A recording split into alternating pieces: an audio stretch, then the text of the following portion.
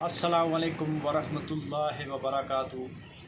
अस्सलाम वालेकुम सामीन व नाज़रीन, मैं आपको क्रिकेट प्लस इस प्लेटफॉर्म से दोबारा खुशामदीद कहता हूँ।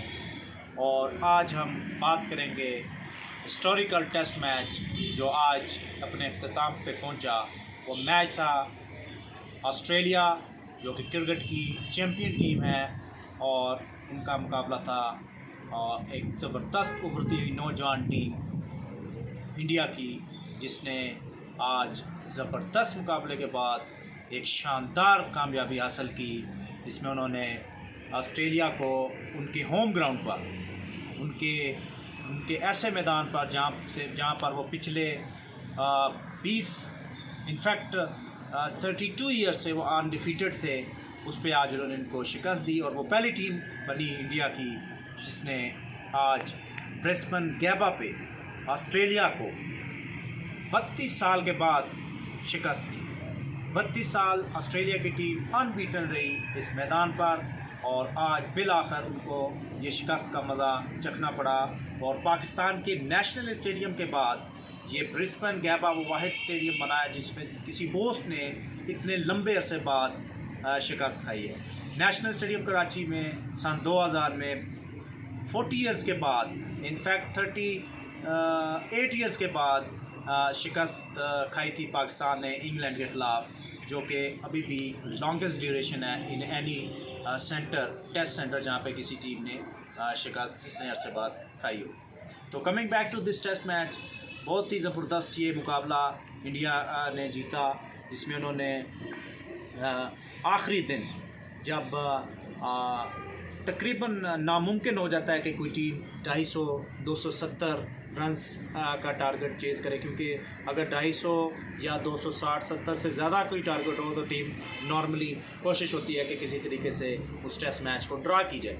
उसकी वजह बेसिकली ये होती है कि आखिरी दिन विकेट जो प्लेइंग पिच होती है वो इंतहाई ज़्यादा डिटीरिएट हो चुकी होती है, और वहाँ पे स्ट्रोक खेलना, वहाँ पे सरवाइव करना बहुत ज़्यादा मुश्किल हो जाता है। और स्पिनर्स बिलखुसूस जो अच्छे स्पिनर्स होते हैं, वहाँ पे उनको खेलना तकरीबन नामुमकिन हो जाता है। लेकिन ऑस्ट्रेलिया की बारे में ये भी एक बात ख़ासा है कि उनकी विकेट्स उतनी ज़्यादा डिटीरिएट नहीं होती जिस तरह सब कॉन्टिनेंट में होती हैं। तो बहरहाल इसके बावजूद ऐसा नहीं है कि वहाँ पे जो है वो विकेट बिल्कुल पहले दिन की तरह रहती है, वहाँ पे भी डेफिनेटली डिटीरिएशन आती है।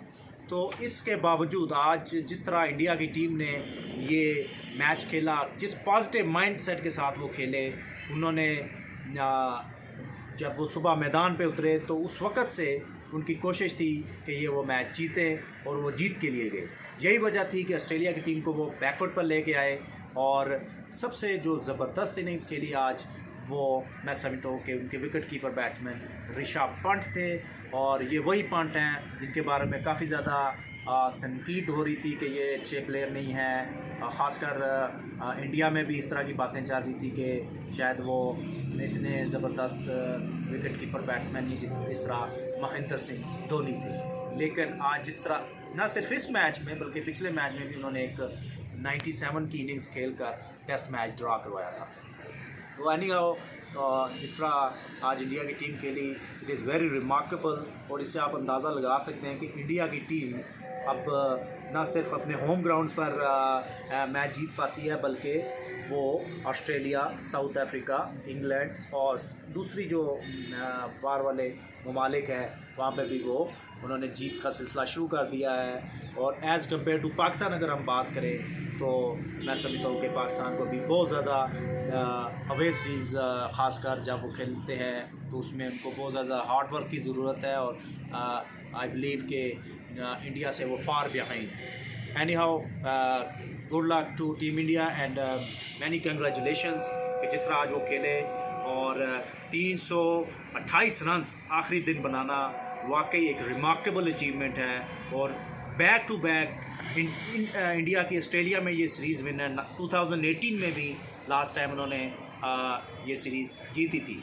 इसमें सबसे जो ख़ास बात है इस लास्ट टेस्ट मैच में, इसमें ना विराट कोहली थे, ना अश्विन थे, ना रवि जडेजा थे, और ना ही कोई और उनके चंद जो हैं बॉलर हैं, जिस तरह शामी हैं, मोहम्मद शामी हैं, शांत शर्मा हैं, ये भी तमाम के तमाम जो प्लेयर्स थे वो अनअवेलेबल थे। उसके बावजूद उनकी यंग टीम थी, बिल्कुल न्यू टीम, उन्होंने ऑस्ट्रेलिया जैसी मजबूत टीम को उनके होम ग्राउंड पर शिकस्त दी, जिसका वाकई जितना भी उनको क्रेडिट दिया जाए वो कम है। तो once again many congratulation and मुबारकबाद इंडिया की टीम। और अब इनसे जो दूसरी सब कंटिनेंटल टीम्स हैं उनको भी यहाँ से सीखना चाहिए और कोशिश करनी चाहिए कि वो ऑस्ट्रेलिया और इंडिया की सीरीज़ से सबक सीखें। और बिलखुसूस पाकिस्तान के लिए एक अच्छा लर्निंग कर्व हो सकता है, जिसमें वो सीख सकते हैं कि आप ज़रूरी नहीं है कि सीनियर खिलाड़ी के साथ ही इस तरह का टूर करें, आप यंग लॉट से भी जाके वहाँ पे परफॉर्म कर सकते हैं, बशर्ते कि आपका माइंड सेट पॉजिटिव हो, आप जीतने के लिए जाएं, आपका माइंड क्लियर हो, तो आप ऑस्ट्रेलिया को ऑस्ट्रेलिया में भी हरा सकते हैं। तो इसके साथ ही मैं अपने कैमरामैन के साथ आपको खुदा हाफिज़ कहता हूँ, और ज़िंदगी ने वफा की तो आपसे जल्द मुलाकात हो। अल्लाह सोने के हवाले।